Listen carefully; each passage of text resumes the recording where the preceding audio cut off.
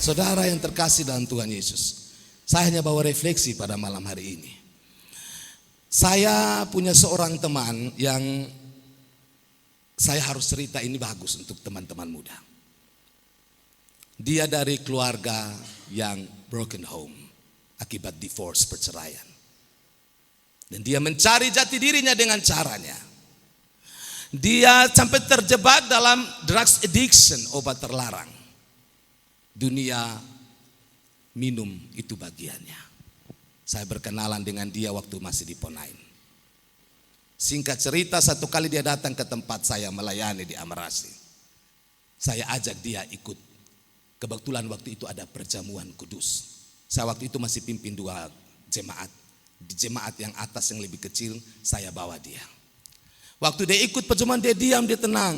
Sampai di rumah, waktu saya masuk toilet dan mau kembali ke ruang dalam, tiba-tiba dia bilang, "Kakak, tapi suaranya beda." "Kenapa bro?" Dia nangis. Pemuda tegap, tinggi, tampan, maco ini nangis. "Ada apa dengan kakak?" "Besulama son dialami ini. Sulama beta merasa Tuhan juga meninggalkan beta. Sulama beta tidak merasakan kasih lewat sebuah persekutuan dengan Tuhan. Dan ada yang hilang di beta dalam ini. Beta coba isi dengan semua hal. Tapi beta rasa beta perlu balik pulang, balik ulang. Pertemanan, minum, pasti juga seks liar dan seterusnya menjadi bagian saya untuk mengisi ruang hampa itu. But I really know there is something missing in my heart. An emptiness, kekosongan dalam hati saya. Ada yang hilang dalam diri saya. Kekosongan yang saya tahu ketika saya di perjamuan tadi. I feel so much. Saya merasa saya diterima oleh Tuhan. Terus dia pegang saya pun tangan, dia bilang, "Kakak makasih banyak ya supaya beta dalam ini perjamuan. Dulu papa mama masih satu, beta dibawa ke gereja. Lama itu pengalaman. Kenapa saya berani menceritakan ini? Kan saya akan jadi berkat. Setiap orang termasuk orang-orang terlihat rohani lagi berteriak di hatinya yang paling dalam, bema pulang Tuhan. Beta ingin ulang merasakan seperti dulu. Tuhan sayang beta tanpa syarat di saat di luar sana. Teman-teman saya menerima saya dengan syarat. Dalam kasih jika, bukan kasih agape meskipun. Jika lu baik, beta sayang lu. Jika kau tombak kawan dalam komunitas geng, lu kasih untung, beta rangkul deh lu. Tapi lu senada apa-apa, lu jauh dari botong hidup. Beta ingin kasih yang menerima beta bahkan ketika I have nothing, saya tidak punya apa-apa, dia tetap merangkul saya karena dia ingin saya pulang di hatinya. Amin. Dan ini tema yang saya pikir digumuli luar biasa pemuda Betel. Bukan sekadar kembali bersatu, mengulang persekutuan dulu. Itu penting sayang, itu penting. Karena kalau jauh dari persekutuan gereja, kita pasti akan keropos. Tapi ini juga makasih ingat di hati kita, kita ingin pulang. Dan bukankah Natal terjadi karena seorang laki-laki parubaya Yusuf dan Maria yang still virgin, masih perawan, balik pulang. Ada sensus. Kaisar Agustus bilang balik pulang. Waktu balik pulang mereka harus hadapi itu semua dalam rasa malu, rasa tertekan. Tetapi beta harus balik pulang karena beta cinta Tuhan. Beta harus balik pulang karena beta tahu dia punya hati ada di sana. Maria dan Yusuf balik pulang untuk ikut sensus karena tahu walaupun nanti Yesus lahir dengan cibiran, tidak jelas perempuan itu. Katanya perawan, tiba-tiba perutnya naik. Tidak jelas laki-laki itu, katanya laki-laki Yahudi yang terhormat, ternyata dia sama dengan laki-laki bejat di luar sana. Tapi mereka balik pulang, balik ulang. Dan sampai sekarang 2000 tahun kemudian, karena mereka balik pulang, mereka mengulang kembali apa yang Tuhan mau buat. Siapa yang tidak berubah karena Yesus Kristus, kecuali kita tidak sungguh-sungguh mencintai dia. Hati siapa yang tidak akan berubah, tidak akan tergores dalam sebuah perasaan hangat luar biasa ketika dia berserah pada Yesus Kristus. Injil mengatakan bahkan orang yang paling bobrok kehidupannya, orang muda, orang tua, semua kita sudah hilang arah dalam hidup ini. Di tangan Yesus Kristus, Yehosua, Isa Al-Masih, kita benar-benar menjadi orang baru. Amin. Boleh tepuk tangan untuk Yesus Kristus Tuhan kita. Karena itu saudara yang terkasih dalam Tuhan Yesus, saya suka. Kenapa kita perlu balik ulang? Karena sebenarnya itu kebutuhan manusia yang paling dalam.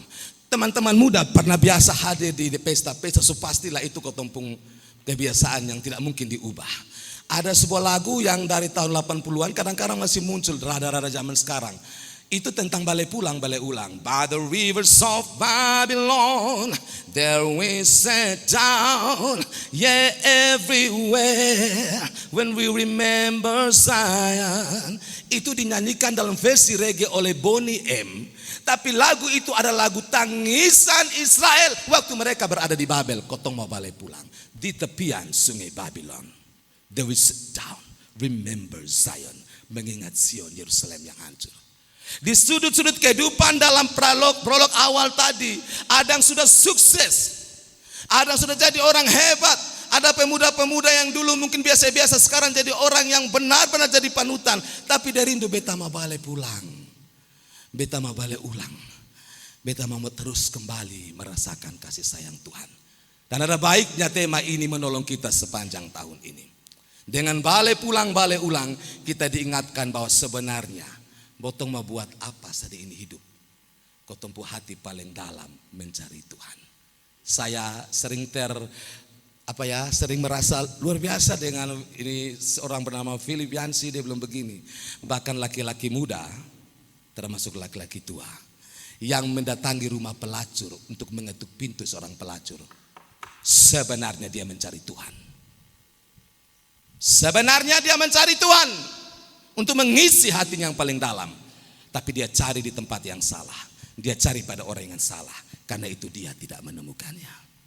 Karena itu Yesus harus datang ke dalam dunia, kasih tahu bahwa kebutuhan terbesar saudara dan saya, kita diciptakan untuk Tuhan. Kita tidak bisa berpura-pura menolak dia dalam hidup ini. Harus tema ini masuk. Harus balik ulang, baru kita menjadi manusia yang seutuhnya. Amin. Karena itu saudara yang terkasih, saya tadi ambil dalam 2 ayat firman Tuhan dalam catatan Injil Lukas. Menurut saya perumpamaan yang paling hebat di dunia ini. Mengapa? Tuhan pun kasih yang balik ulang itu beda dengan kasih manusia.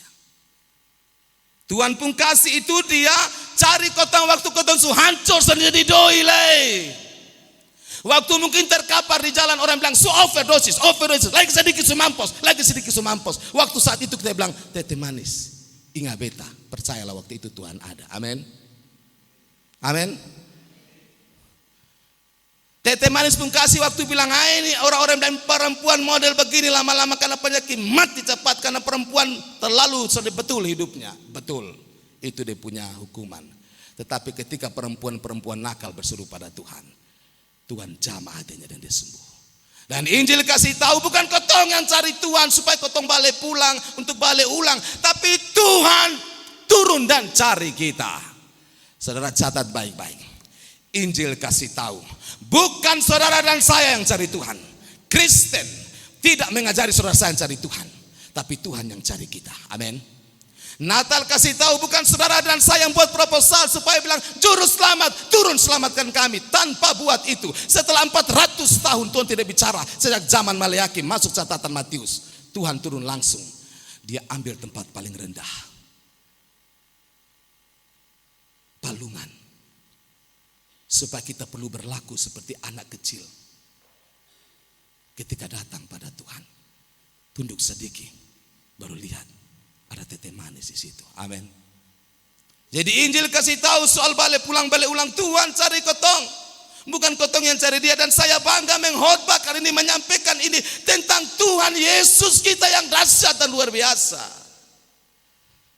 Tuhan yang kasih tahu bahwa ketika orang lain susun ditoe dan botong lagi, mungkin di rumah botong hanya jadi kecaman, ancaman, bahkan jadi seseorang yang menjadi sumber aib di dalam keluarga.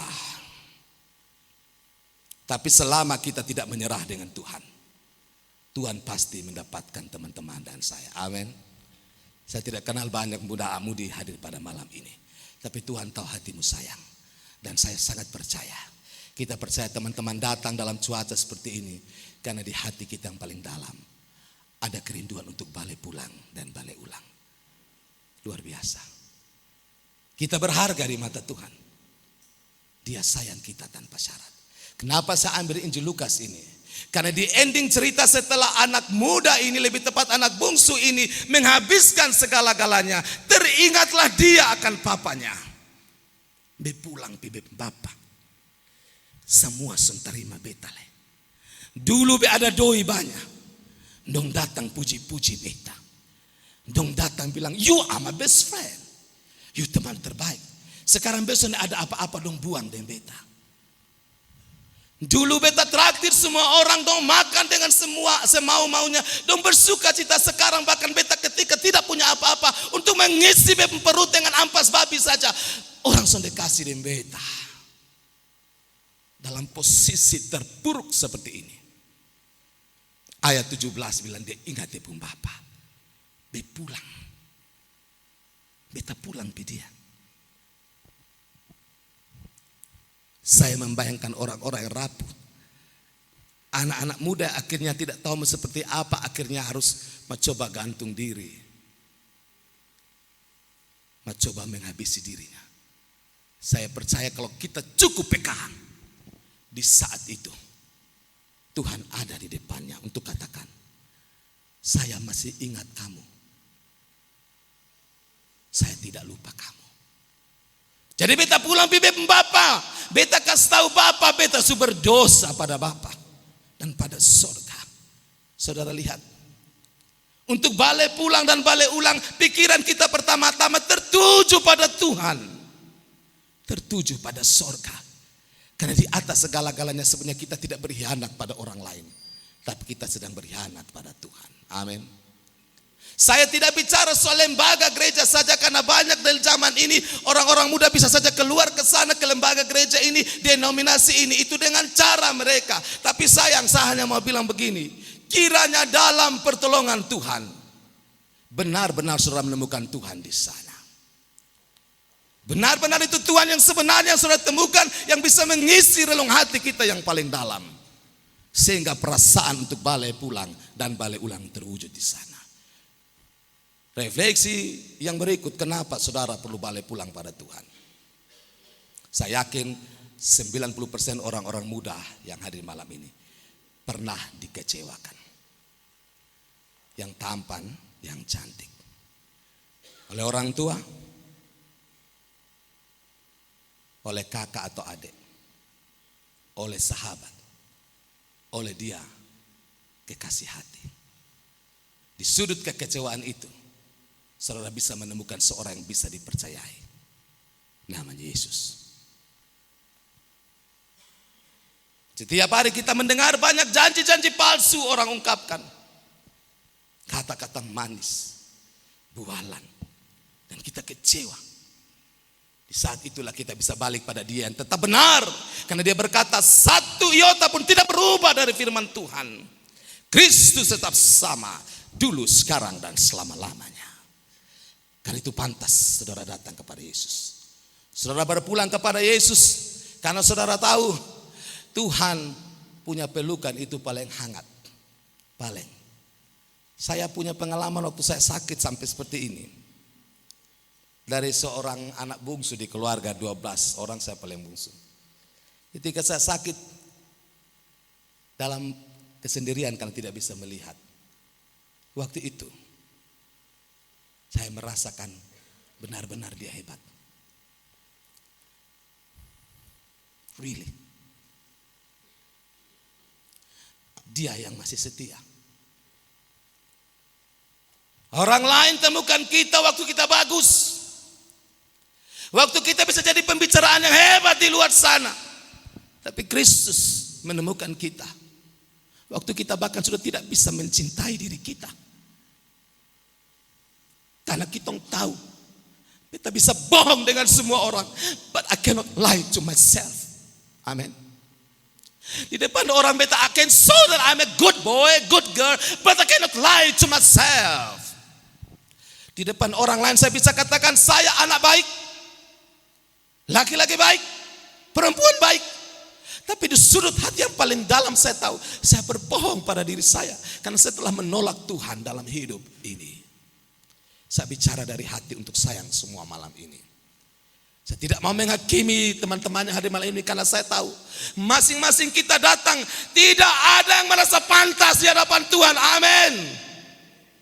Tidak ada yang merasa saya lebih suci dari lu karena pengurus gereja, pandita. Lu siapa? Lu pemabuk, lu perempuan pelakor, lu laki-laki sudah benar. Tidak. Ketika kita menginjak rumah Tuhan, we all know, we all live by His grace. Kita semua tahu kita hidup karena anugerahnya. Amin. Boleh dong tepuk tangan untuk Tuhan yang ini, momen ini hebat-hebat. Karena itu teman-teman semua terkasih dalam Yesus Kristus, malam ini kita diingatkan lewat tema yang sangat jujur ini.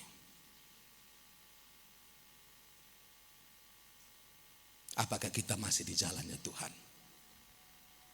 atau di jalan kita sendiri? Benarkah Kristus masih menjadi kebanggaan kita? Atau ketika dunia kita runtuh, Dia menjadi keset kaki kita? Jadi kita pergi kemana-mana, kita datang, kita injak kotoran semua ke Kristus. Setelah itu kita bilang dengan diri kita, Dia gampang kan mengampuni dosa. Jangan sayang punya sifat seperti itu dengan Tuhan. Jangan juga jadikan Kristus seperti lampu Natal ini. Natal dia kelap-kelip luar biasa. Setelah itu kau angkat, lempar, buang dia di gudang. Itu bukan balai pulang. Itu bukan balai ulang. Kelap-kelip luar biasa malam ini, setelah ini angkat, buang di sana. Nanti Natal baru kasih kembali. Jangan seperti itu dengan Kristus. Terlalu hampa, terlalu kosong ini hidup tanpa Kristus. Dunia di luar sana kasih tahu bahwa harga diri kita terletak pada apa yang orang bilang. Bahkan pada apa yang kita pakai, pada barang apa yang kita punya. Kebohongan besar, palsu, omong kosong.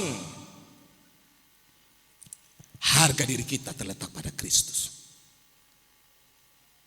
Dan harga diri kita mahal. Dia bayar dengan darahnya di kayu salib. Walaupun dia tahu saudara dan saya seperti apa. Dia tahu. Dia tahu saudara dan saya seperti apa setelah dia menebus dengan darahnya. Mungkin kita masih mengkhianati dan masih mendurhaka pada dia. Dia tahu tapi dia bayar harga karena harga kita mahal. Dia bayar dengan pengorbanan sendiri di atas kayu salib. Saya ingin orang-orang muda yang hadir malam ini termasuk saya dan semua bapak mama pulang dan bangga dengan Kristus. Jangan pikir kita bisa persandingkan dia dengan orang lain di luar sana. Omong kosong banyak. Setelah bertobat, Cliff Staples Lewis, seorang mantan ateis, pernah bilang begini. Apa yang kamu bilang tentang Yesus? Silakan. Mungkin kamu bilang dia hanya guru kampungan dari Nazaret, orang gila yang mengaku sebagai Tuhan dan pembuat mujizat. Atau kamu bertelut di bawah kakinya, menyembah dia dan tahu inilah hidup. Bertemu Kristus itulah hidup yang sesungguhnya. Tapi tolong, kata C.S. Lewis, jangan omong kosong dengan mengatakan dia hanya guru moral. Dia lebih daripada itu. Amin. Yesus lebih daripada sekedar guru moral. Yesus lebih daripada sekedar orang yang mengajarkan kebenaran dan keselamatan. Yesus adalah jalan kebenaran dan keselamatan itu sendiri. Orang-orang muda tolong komit dengan ini. Jangan pakai sistem kacau di luar sana, pluralisme apapun, whatever istilahnya, I don't care. Kita menghargai agama lain, yes. Kita menghormati orang lain, yes. Tetapi kita tahu jalan kebenaran dan hidup untuk orang balik pulang dan balik ulang hanya di dalam Yesus Kristus, titik. Dia bukan sekadar mengajarkannya, tapi dia menghidupinya. Dan itulah Natal. Natal yang terjadi tiap tahun. Dia menjadi yang terendah supaya teman-teman dan saya dapat posisi yang baik dalam hidup ini. Tuhan menjadi yang paling miskin supaya kita tahu dia mengambil tempat seperti itu, menjadi pribadi seperti itu. Berarti Allah kita bukan Allah yang congkak. Allah kita bukan Allah yang senang mengerti buat tempuh hidup yang lagi susah. Allah kita bukan Allah deisme yang setelah menciptakan dunia ini dia penyakit jiwa. Di atas sana dia duduk dengan pangkal kaki, dia bilang, mati mampus. Waktu COVID banyak yang mati kan. Itu kalau anak kurang gereja lupa hidup begitu. Itu kalau perempuan tidak dengar-dengar Tuhan, model begitu masa depanmu. Mungkin itu kita dan diri kita, tapi itu bukan Tuhan. Amin. Tuhan bukan deisme, bukan ajaran deisme mengatakan setelah Tuhan menciptakan dunia ini, dia duduk pangkal kaki di atas sana. Sehingga ketika teman-teman dan saya mengalami susah, dia bilang, rasa lo, kapok lu. Injil kasih tunjuk, dia turun. Dia jadi bayi Natal. 33 tahun dia korbankan diri di atas kayu salib. Dia ambil tempat paling rendah. Yang paling sadis dia bikin apa? Dia kerja, dia lakukan tugas budak. Dia tondo di depan para murid. Dia ambil baskom lalu dia mulai kasih bersih ini kaki dong. Bisa bayangkan. Para murid pun kaki yang mantan nelayan. Bobo amis. Pasti su tabala dia pun talapak dong. Bab tua tondok dia seka di sana. Bayangkan. Guru kita. Juru selamat kita. Melakukan itu. Yang lebih heboh, potong gantung dia di kayu salib. Karena kecewa. Potong pikir lu mau datang ke Raja Daud. Tapi lu kampungan datang tidak bisa buat apa-apa. Gantung dia di kayu salib. Tapi sebelum dia mati dia bilang apa? Ya Bapa ampunilah mereka. Sebab mereka tidak tahu apa yang mereka perbuat.